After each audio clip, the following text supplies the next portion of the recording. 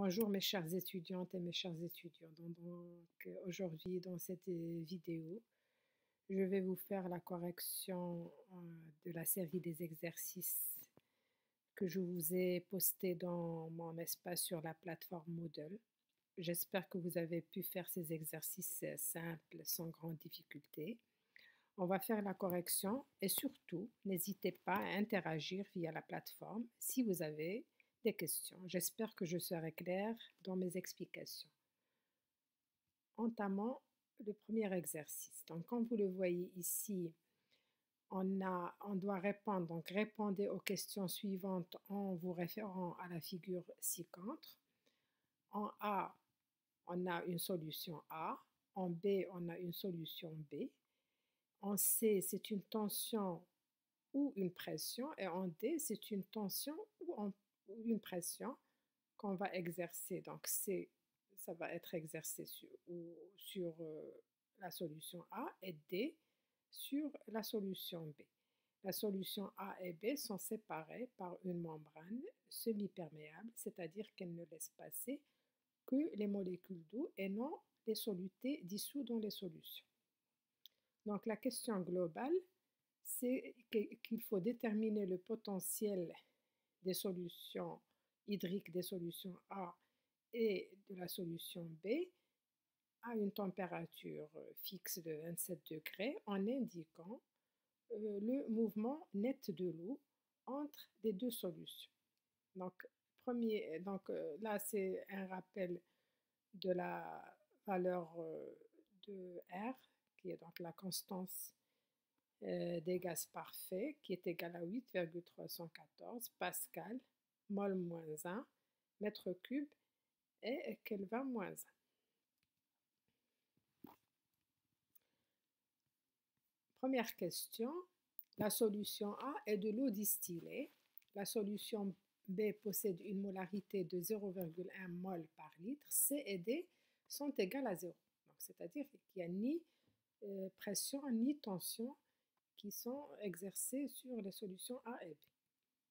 Donc, pour répondre à cette question, il suffit donc de déterminer le potentiel hydrique de la solution A, le potentiel hydrique de la solution B et comparer les deux valeurs pour savoir comment l'eau va fluer. Rappelez-vous donc ce qu'on avait dit dans le cours. C'est très important. L'eau se déplace selon un gradient de potentiel hydrique décroissant, ça veut dire du potentiel hydrique les plus élevés vers le potentiel hydrique le moins élevé ou le plus faible. Donc, le potentiel hydrique de la solution A égale, donc la formule qu'on a donnée en cours, potentiel de soluté de A plus le potentiel de pression de A. Il n'y a pas de soluté dans la solution A puisque c'est de l'eau distillée, donc il est égal à 0 plus, il n'y a pas de pression. Donc, vous voyez, donc il n'y a ni pression ni tension, donc il est égal à 0. Donc, le potentiel de pression égale à 0. 0 plus 0, bien sûr, égale à 0. Donc, le potentiel hydrique de la solution A égale à 0. Calculons maintenant le potentiel hydrique de la solution B, donc avec toujours la même formule bien sûr, le potentiel de soluté de B plus le potentiel de pression de B. Le potentiel de pression de B égale à 0 puisque, pareil, on n'a pas de pression ni de tension. Le potentiel de soluté de B par contre, il est égal à moins pi, rappelez-vous de ce qu'on a donné dans le cours. Donc égal à moins C fois R fois T selon donc la loi de Van 't Hoff. Donc égal à moins 0,1 qui est la concentration fois donc la valeur de R qui est égale à 8,314 fois 10 puissance 3. Pourquoi? Parce qu'il faut convertir le litre en mètre cube puisqu'on a donné la valeur en mol par litre et dans R, la formule c'est donné donc la valeur est donnée en mètre cube. Donc, il faut convertir 1 litre égale à 10 puissance moins 3 mètres cubes fois la température en Kelvin, c'est-à-dire 27 degrés Celsius plus 273. Donc, en faisant le calcul, ça nous donne une valeur qu'on va convertir en mégapascal, puisqu'on va avoir une valeur en pascal. Donc, vous voyez, selon R. Et 1 pascal égale à 10 puissance moins 6 mégapascal. Donc, ça nous donne une valeur de moins 0,25 mégapascal. Donc ça c'est la valeur du potentiel osmotique, le potentiel hydrique, donc égal à moins 0,25 plus 0, puisqu'il n'y a pas de pression, la pression elle est nulle. Donc ça nous donne une valeur du potentiel hydrique de la solution B égale à moins 0,25 mégapascal. Donc comment l'eau va passer d'une solution à une autre, il suffit de comparer donc les deux valeurs. Le potentiel hydrique de la solution A, il est égal à 0 mégapascal et le potentiel hydrique de B, il est égal à moins 0,25 mégapascal. Donc, le potentiel hydrique de la solution A est supérieur au potentiel hydrique de la solution B. Donc, le flux net, donc j'insiste toujours sur ce terme de net, donc vers une seule direction, va donc avoir lieu de la solution A vers la solution B.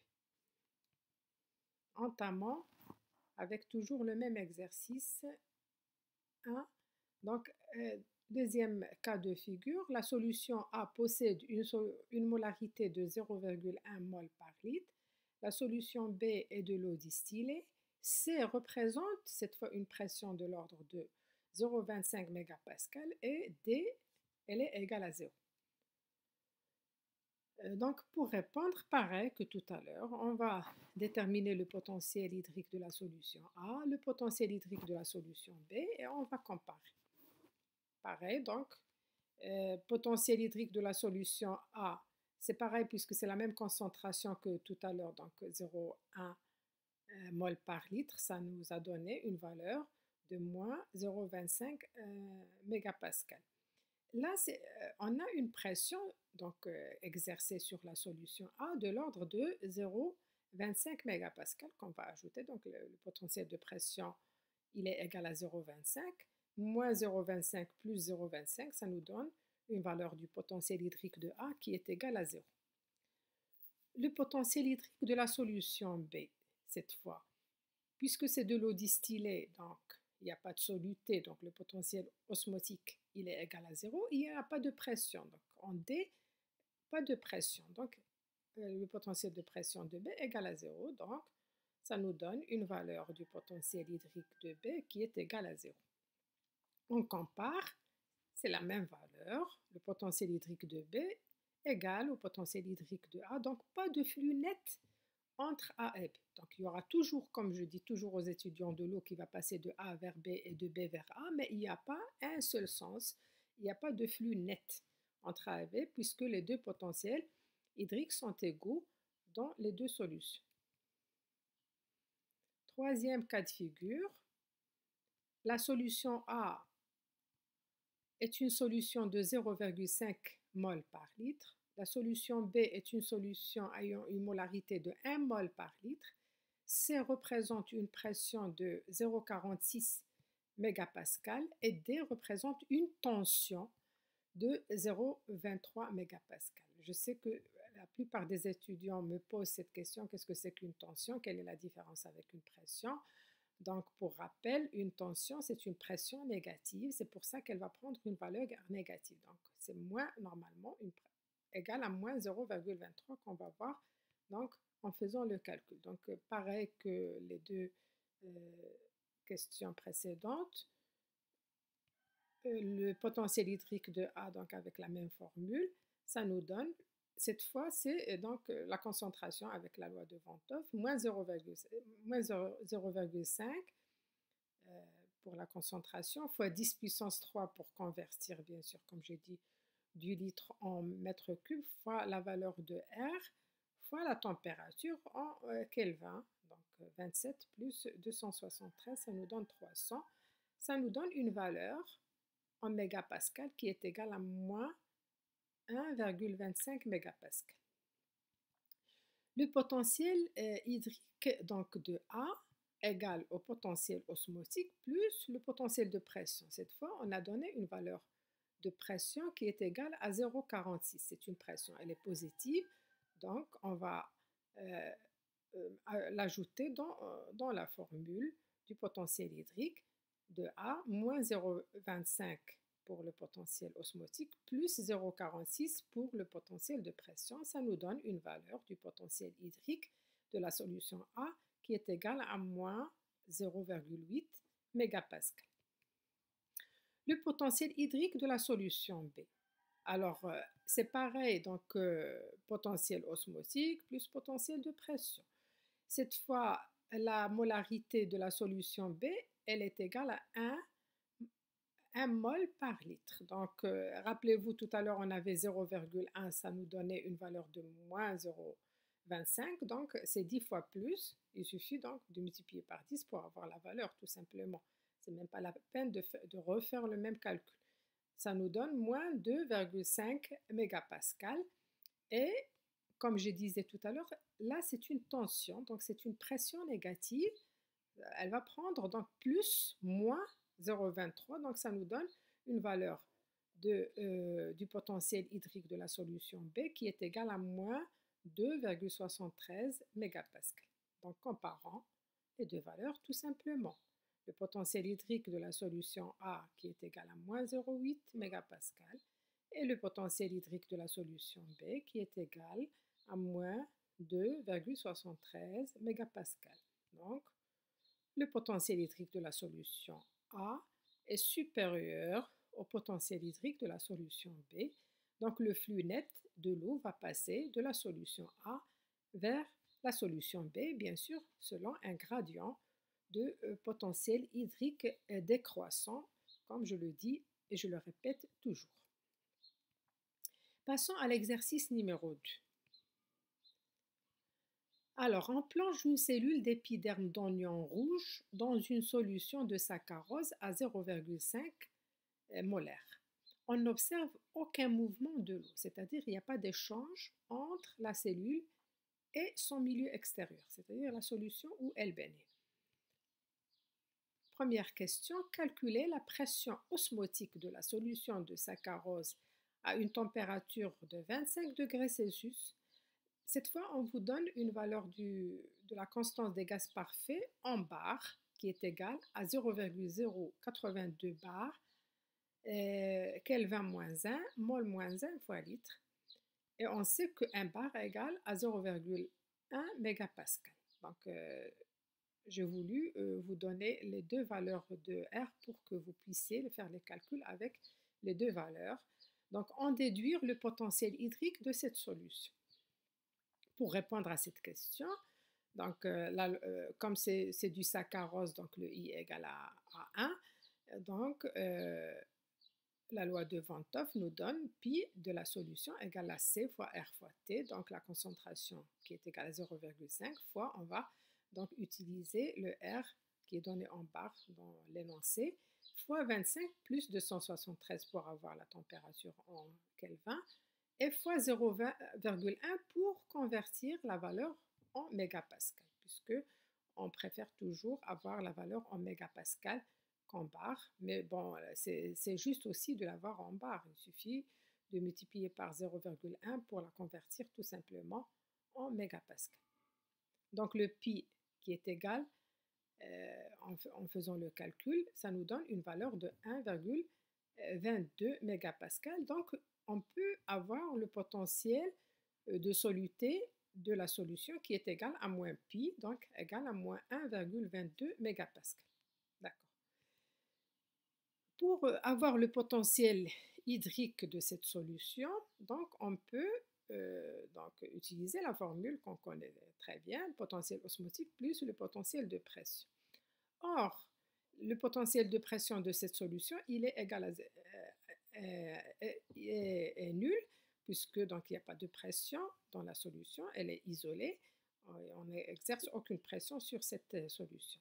Donc le potentiel hydrique de la solution sera simplement déterminé par son potentiel osmotique qui est égal à moins 1,22 mégapascal. Question numéro B. Donc la suite de l'exercice 2.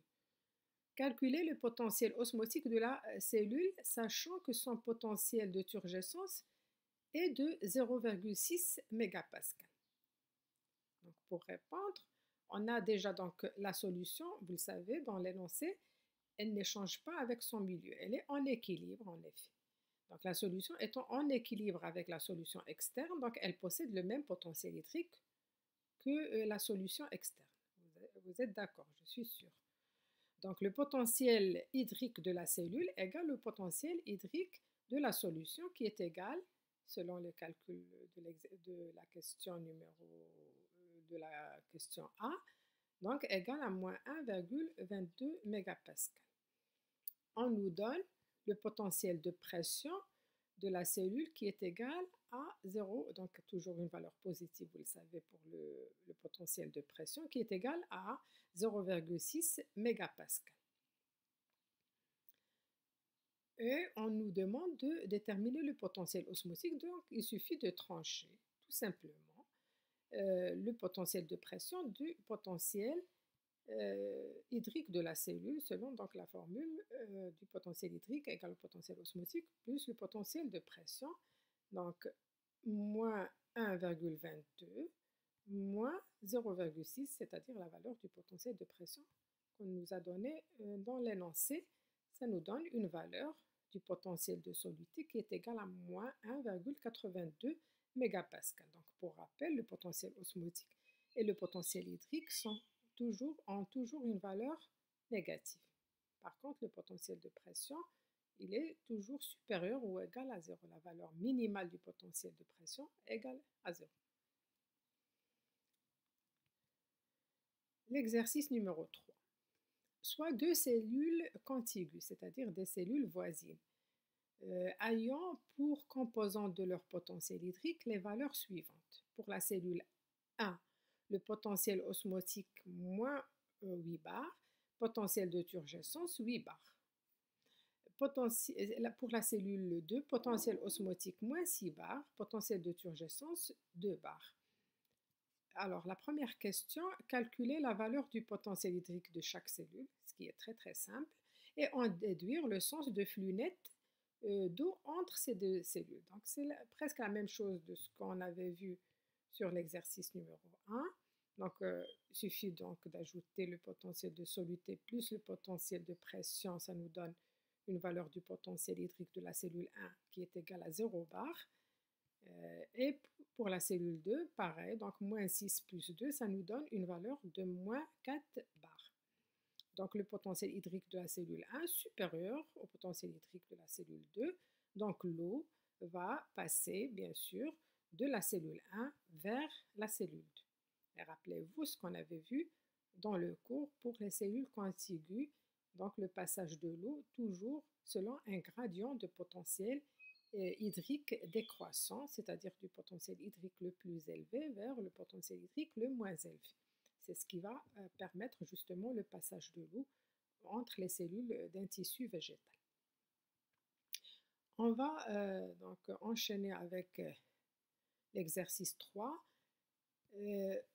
La question B, donner la valeur du potentiel hydrique de ces deux cellules à l'équilibre.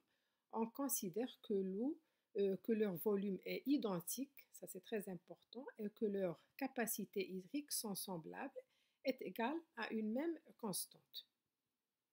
Donc pour répondre à l'équilibre, il suffit de faire le calcul suivant, c'est-à-dire puisque ces deux cellules, c'est la condition qu'il faut avoir pour faire ce genre de calcul, c'est-à-dire que les deux cellules ont un volume identique et une capacité hydrique semblable. Donc le potentiel hydrique de la cellule 1 plus le potentiel hydrique de la cellule 2 divisé par 2, ça veut dire 0 moins 4 divisé par 2, ça nous donne une valeur de moins 2 bar, c'est-à-dire à l'équilibre, les deux cellules vont avoir le même potentiel hydrique.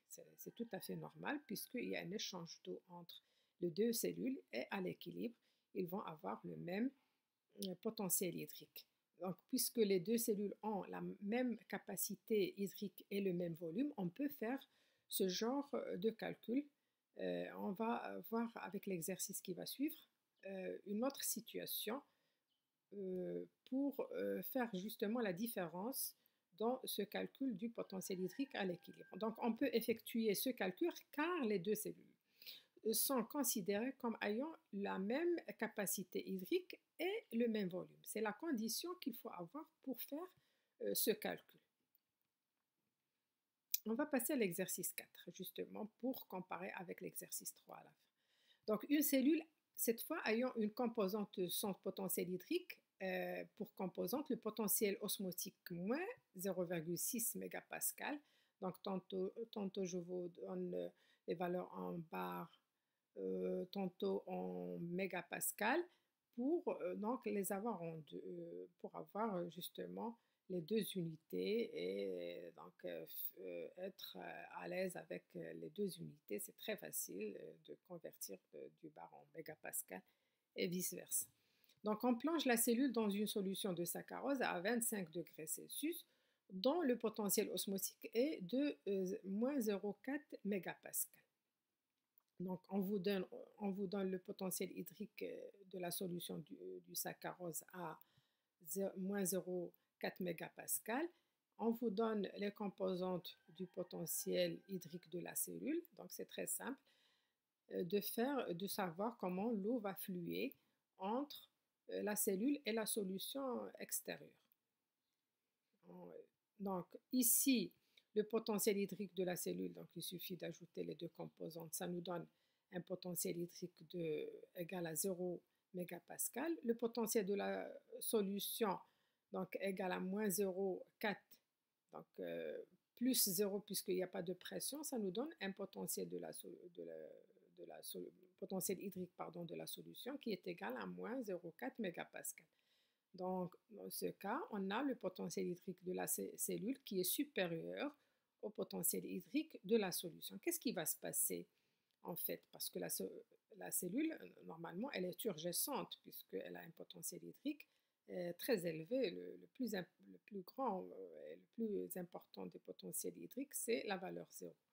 Donc, normalement, elle est turgescente et on va la mettre dans un milieu hypertonique par rapport donc, au milieu interne de la cellule. Donc, l'eau va sortir, la cellule va devenir plasmodysée et donc elle va perdre de l'eau normalement dans cette solution. L'eau va sortir donc, de la cellule vers la solution et donc ces cellules vont devenir plasmodysées. La question qui va suivre, quelle est la valeur du potentiel hydrique de la cellule quand l'équilibre sera atteint et justifier cette réponse? Donc à l'équilibre, qu'est-ce qu'on a? Le potentiel hydrique de la cellule égale au potentiel hydrique de la solution, donc qui est égal à moins 0,4 mégapascal. Rappelez-vous de ce qu'on avait vu tout à l'heure dans l'exercice 3. À l'équilibre, on a pris le potentiel hydrique de la cellule 1 qu'on a ajouté au potentiel hydrique de la cellule 2 et qu'on a divisé par 2 pour avoir le potentiel à l'équilibre. Ici, ce n'est pas la même chose puisque ce ne sont pas deux milieux qui ont la même capacité hydrique et le même volume. La cellule a un volume beaucoup plus petit que celui de la solution. Donc l'eau qui va sortir de la cellule vers la solution ou au contraire de l'eau si le milieu est hypotonique par exemple, la quantité d'eau qui va entrer dans la cellule ne va pas fluer, ne va pas avoir une influence sur le potentiel hydrique de la solution. Donc le potentiel hydrique de la solution reste le même et à l'équilibre, le potentiel hydrique de la cellule sera le même que celui de la solution externe. C'est pour ça que justement on met ces valeurs, c'est-à-dire le potentiel de la cellule va être le même que celui de la solution quand la cellule va se trouver en équilibre avec la solution externe. Donc, comme je dis, la petite quantité d'eau qui va sortir de la cellule vers la solution ne va pas changer la concentration de la solution, bien sûr, qui gardera le même potentiel hydrique. Donc, à l'équilibre, la cellule aura le même potentiel que la solution où elle baigne. Exercice 5, donc le dernier, et cette fois c'est sur la nutrition minérale des plantes. Donc, variation de la croissance de la tomate en fonction de la concentration en azote dans des cultures identiques de tomates. On a fait varier uniquement les concentrations en azote, puis on a déterminé la production de tomates comme le montre le tableau suivant. Donc, on nous donne la concentration en azote donnée en kilogrammes par hectare et la production en quintaux par hectare. On nous demande tout simplement de tracer la courbe de variation de la production de tomates en fonction de la concentration de l'azote. Ça, c'est très simple. Donc, il suffit donc de tracer cette courbe en prenant en abscisse la concentration de l'azote en kilogrammes par hectare, une échelle de 25, et puis ici la production en quintaux par hectare. Ça nous donne cette courbe que vous pouvez réaliser très facilement. Deuxième question, analysez la courbe tout en la décomposant en 3 parties et attribuer à chaque partie les mots suivants: toxicité, optimum et déficience.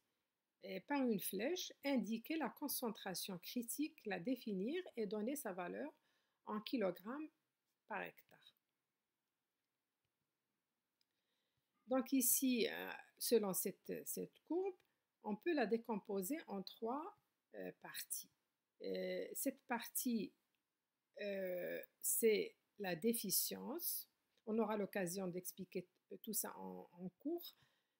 Vous allez encore mieux comprendre, mais là, comme c'est un exercice qui va avec la série, donc je vous donne la correction, mais on aura l'occasion d'expliquer en plus ces notions pendant une séance de cours qui va être donc consacrée à la concentration critique, donc déficience, et puis là c'est optimum, comme vous le voyez, donc on atteint l'optimum de la croissance ou de la production ici des tomates, et là on tombe dans la toxicité.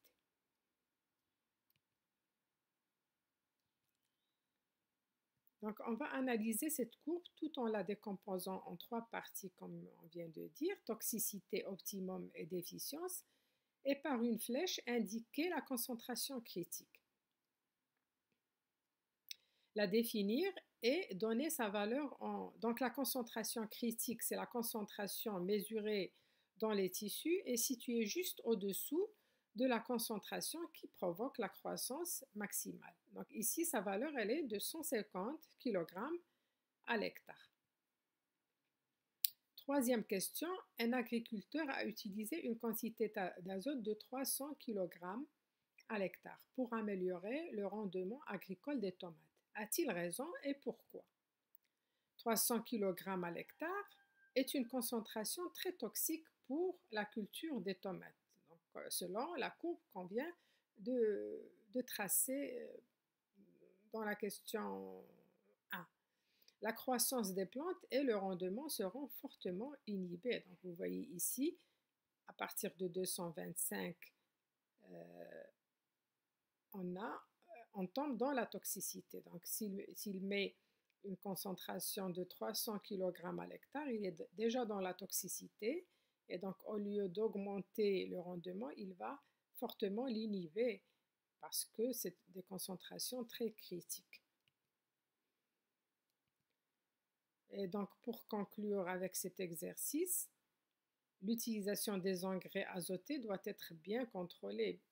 Ce n'est pas que pour l'azote, mais pour tous les autres minéraux, que ce soit les macro-éléments ou les micro-éléments. Il faut bien doser donc la concentration adéquate pour ne pas tomber dans la toxicité, ni il ne faut pas qu'on soit dans la déficience non plus des nutriments minéraux. Donc les agriculteurs doivent se référer toujours à cette courbe d'action qu'on va évoquer dans le cours pour chaque élément minéral pour une meilleure utilisation des engrais. Donc soyez tranquille pour l'exercice numéro 5. On va avoir donc le cours pour mieux comprendre cet exercice et on peut revenir à ces questions. Mais pour l'exercice de l'exercice 1 à l'exercice 4, vous avez déjà eu le cours et donc j'espère que les explications étaient claires. Donc comme je disais au début de cette vidéo, n'hésitez pas à poster vos questions via la plateforme Moodle j'y répondrai avec grand plaisir. Donc, je vous dis à bientôt pour un prochain cours, Inch'Allah.